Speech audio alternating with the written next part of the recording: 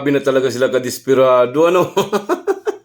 Mula nung lumabas yung survey kay Sara na 30% at saka yung sa kanila tag 13 lang, kahit pagsamasamahin pa nilang lahat, hindi pa rin sila mananalo kay Sara.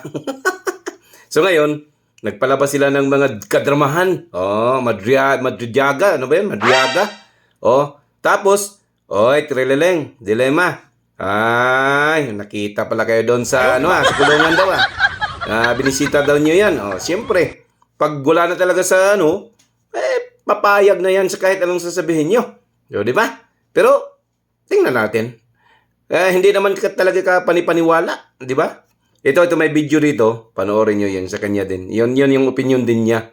O, di ba? Pero mayroon ding video na 1 billion daw ikinarga sa Grandia. Hindi kaya yan. Hindi kaya. 800 lang, 800 kilograms lang ang kaya ikarga. Tapos 1 billion ay nasa mga 1.2 tons.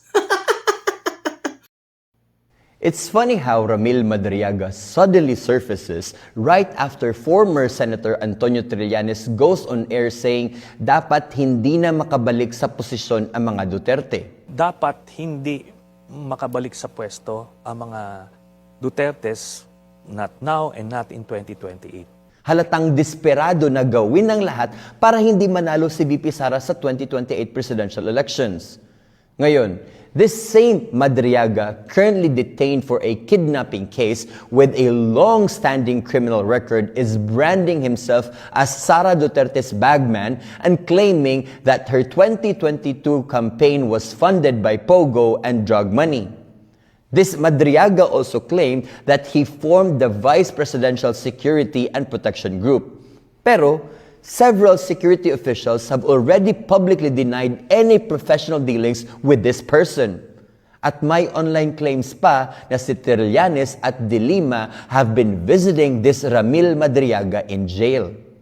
A detainee like Ramil Madriaga has nothing to lose if he is caught lying under oath.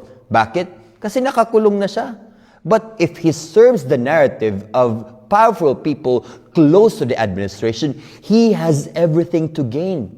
Influence, protection, maybe even kalayaan. So bago natin lunukin lahat ng mga sinasabi nitong si Madriaga, tanong muna, sino ba talaga ang mas nakikinabang kapag pinaniniwalaan natin itong si Ramil Madriaga? Utang buot. Kaigit na.